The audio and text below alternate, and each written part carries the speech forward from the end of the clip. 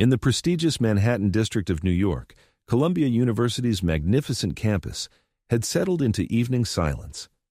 This university, famous for its Gothic architecture, was one of America's most elite educational institutions.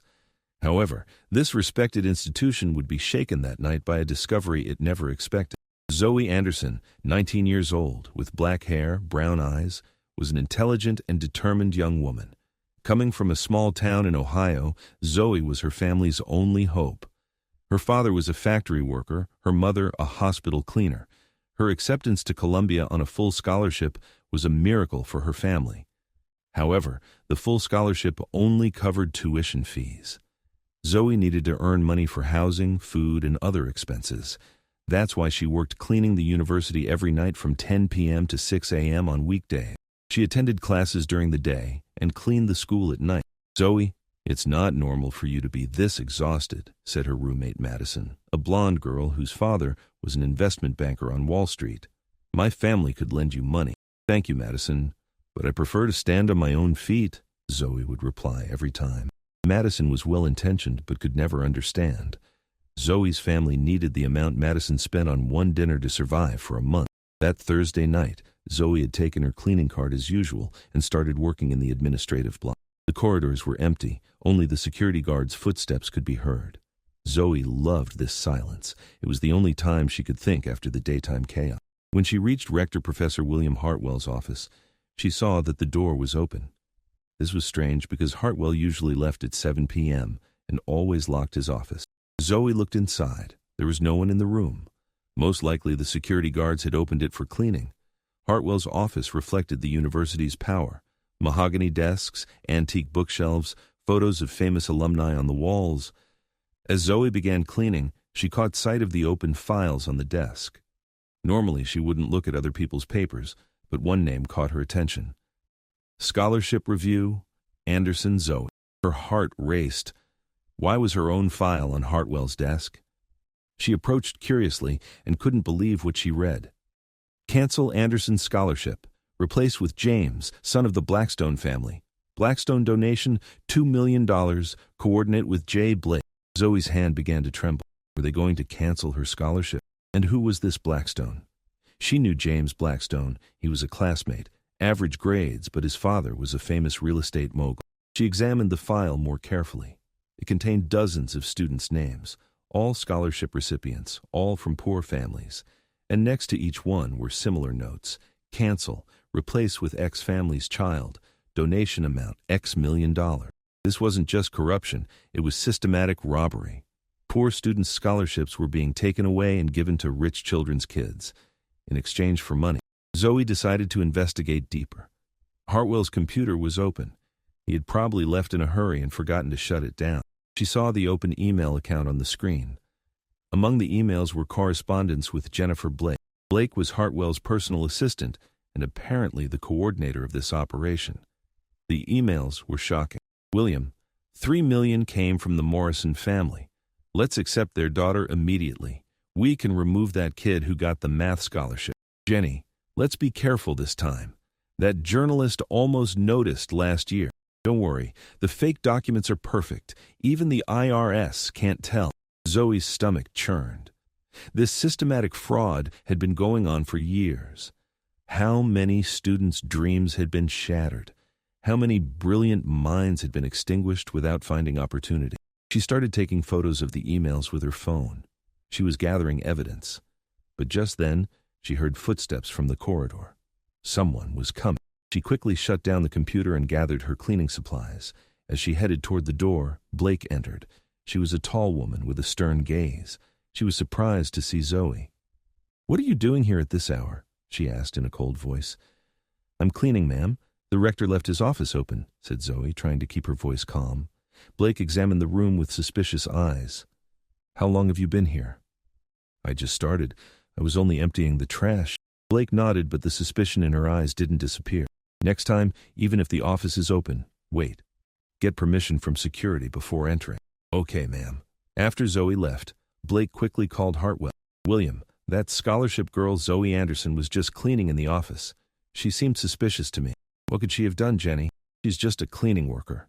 "I don't know, but we should be careful." Let's review her file tomorrow. The next day, Zoe tried to concentrate on her classes, but her mind kept going back to what she had seen that night. Sitting in economics class, she looked at James Blackstone.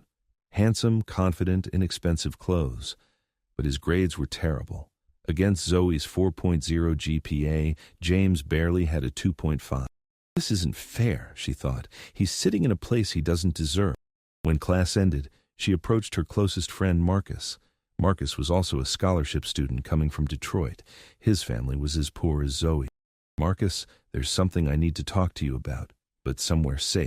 They sat in the corner of the small cafeteria on campus. Zoe told him about what she had discovered that night. Marcus's face gradually hardened. So you're saying our scholarships are in danger? Not just in danger, Marcus. They're already sold. Every day we spend here means money for them. Marcus clenched his fists. This is terrible. But what can we do? Who will believe us? Two poor students against a rector. I have evidence, said Zoe, showing the photos on her phone. But you're right. Evidence isn't enough. I need more. That night, Zoe was on cleaning duty again. But this time she came prepared. A small voice recorder, a better camera, and most importantly, a plan. She decided to go to Blake's office. If she was the coordinator of this operation, maybe she could find more evidence there. Blake's office was on the second floor of the rector building. It was 2 a.m. The building was empty. When Zoe reached Blake's office, she saw that the door was locked, but light was seeping from underneath. Someone was inside. She put her ear to the door. She could hear two people talking. It was Blake and Hartwell. We need to speed this up, Jenny. A $5 million offer came from the Chambers family. They want a full scholarship for their son. But William, if we move this fast, we'll attract attention. That Anderson girl bothered me last night. You mean Zoe Anderson? I reviewed that girl's file. She's a brilliant student, but her family has no money. She can't pose a threat. Are you sure? We should eliminate her. You're right. Let's cancel her scholarship tomorrow, on grounds of academic failure. Zoe's blood froze. They were going to cancel her scholarship tomorrow, and the reason would be academic failure when she had a 4.0 GPA. She started recording with her phone. She was recording every word. Are the fake documents ready? Asked Hartwell. Of course. I changed Chambers' son's grades from 2.1 to 3.8. I also added fake reference letters. Perfect. This system has been working perfectly for years. No one suspects. What about the other professors? Some are asking questions. Leave handling them to me. I make the decisions at this university. As the conversation continued, Zoe learned even more shocking details. This wasn't just scholarship selling. Grades were being changed, fake transcripts were being created, some students' exams were even being taken by others. Suddenly, footsteps came from the corridor. Security guard. Zoe quickly hid behind the cleaning cart. The security guard checked the corridor and passed by. This opportunity was enough for Zoe. She now had strong evidence, but how should she expose this? The next morning, Zoe's intuition proved correct. A call came from student services. Zoe Anderson? Rector Hartwell wants to see you. Zoe was prepared. She had stored the recordings in a safe place and given copies to Marcus. When she entered Hartwell's office, the man was trying to appear friendly. Zoe, please sit. There's a situation I need to discuss with you. I'm listening, Professor. Unfortunately, problems have arisen with your scholarship. Your academic performance has dropped and... Excuse me, Professor, Zoe interrupted. But I have a 4.0 GPA. What academic failure are you talking about? Hartwell's face changed. The data I see in the system is different. It shows a 2.1 GPA. That's impossible. I got A's on all my exams. I'm sorry, Zoe, but our decision is final. Your scholarship has been canceled. Zoe stood up. Professor Hartwell, I need to speak very openly with you. Last night I recorded your conversation with Ms. Blake. Hartwell's face turned pale. What do you mean? Zoe took out her phone and played a section from the recording. We need to speed this up, Jenny. A $5 million offer came from the Chambers family. Stop! Hartwell shouted. Those recordings are illegal. Maybe, but what you're doing is also illegal. Bribery, fraud, fake document preparation, crimes the FBI would be interested in. Hartwell was sweating. Zoe, you're misunderstanding the situation. This is just a way to increase university funds. By stealing poor children's futures? Listen, We can settle this matter between us. I can restore your scholarship, even provide additional opportunities. You're too late, Professor. Zoe left the office and went straight to the campus newspaper. Editor-in-Chief Sarah Williams, Maya's sister, was an experienced journalist. Sarah, I've brought you the story of the century. Sarah examined the recordings and documents. This is amazing, Zoe, but we need to be very careful. These are serious accusations. All of this is real. I can gather more evidence too. Okay, but first we need legal support. Sarah contacted lawyer David Martinez, one of the university's former alumni. Martinez was shocked after examining the documents. This is systematic corruption, a federal crime. We need to report it to the FBI. That weekend, FBI agents came to campus. Special Agent Lisa Chen led the operation. We take these allegations very seriously. Corruption in the education system is a matter of national security. The FBI launched an investigation. Zoe's recordings became critical evidence. Agents raided Hartwell and Blake's offices, confiscating their computers. When the news broke, the entire education world was in uproar. Social media exploded with support for Zoe. Students from other universities began coming forward with similar stories. It appeared this wasn't an isolated incident. Corruption was widespread across elite institutions.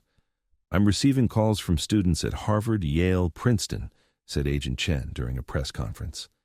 This appears to be a national crisis. During the investigation, FBI forensic accountants discovered an even more extensive network. Hartwell and Blake weren't working alone. They were part of a consortium of corrupt administrators across multiple Ivy League schools. The Elite Education Exchange was a secret organization that had been operating for over a decade. The conspiracy worked like this. Wealthy families would make donations to a central fund. This money would then be distributed to corrupt administrators who would arrange admissions, scholarships, and even degrees for unqualified students. In return, deserving students from poor families were systematically excluded. We've uncovered a $500 million operation spanning 15 universities, announced FBI Director Michael Thompson. This is the largest education fraud case in American history. Zoe became the face of the investigation. Her courage inspired thousands of students to come forward with their own experiences. A hotline was established specifically for education fraud tips, receiving over 10,000 calls in the first week. I never imagined my small discovery would uncover something this massive, Zoe told CNN during her first television interview. But every student deserves the truth. We can't let money decide who gets an education. The trials began 6 months later. Hartwell, facing overwhelming evidence, agreed to cooperate with authorities. His testimony revealed shocking details about how the conspiracy operated at the highest levels of academia. Board members, trustees, even some faculty were involved, Hartwell confessed in court. We created an entire shadow admission system. The public application process was just for show. Blake, initially defiant, eventually broke down during cross-examination. I thought we were helping these institutions raise funds, she wept. I didn't realize we were destroying innocent students' lives.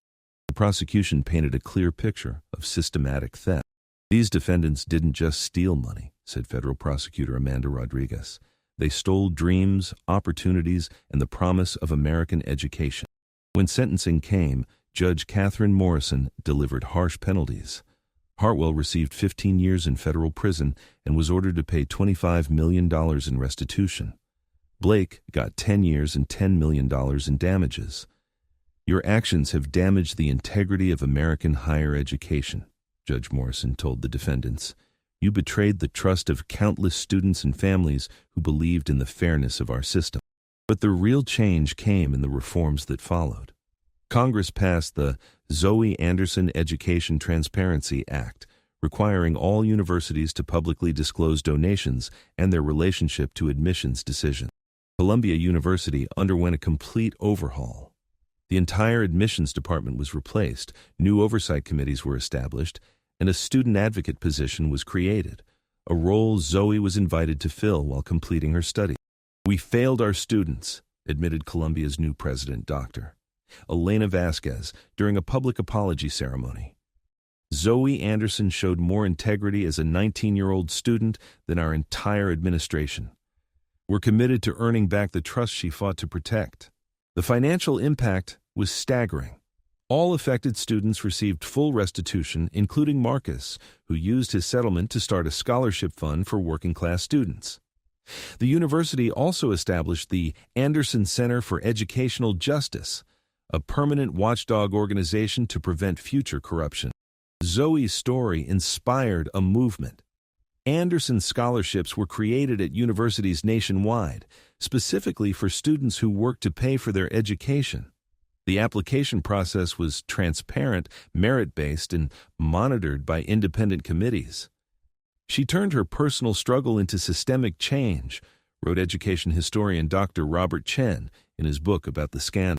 Zoe Anderson didn't just expose corruption, she created a new standard for educational integrity. When Zoe graduated magna cum laude 3 years later, her commencement speech was broadcast nationwide. Standing before 50,000 people, including Supreme Court justices and the Secretary of Education, she delivered a message that resonated far beyond the campus. Education should be a bridge to opportunity, not a wall protecting privilege, she declared. Every time we choose merit over money, fairness over favoritism, we honor the promise that in America, your potential matters more than your parents' bank account. The investigation Zoe triggered led to reforms at over 200 institutions. Hundreds of students had their rightful places restored. Dozens of corrupt officials were imprisoned. The pay-to-play culture that had infected elite education was finally exposed and dismantled. Today, Zoe works as a federal prosecutor specializing in education crimes. Her office has recovered over $2 billion in fraudulent schemes and helped thousands of students access fair educational opportunities. Marcus graduated from Harvard Law School and now serves as a federal judge. Sarah Williams won a Pulitzer Prize for her investigative reporting on education corruption.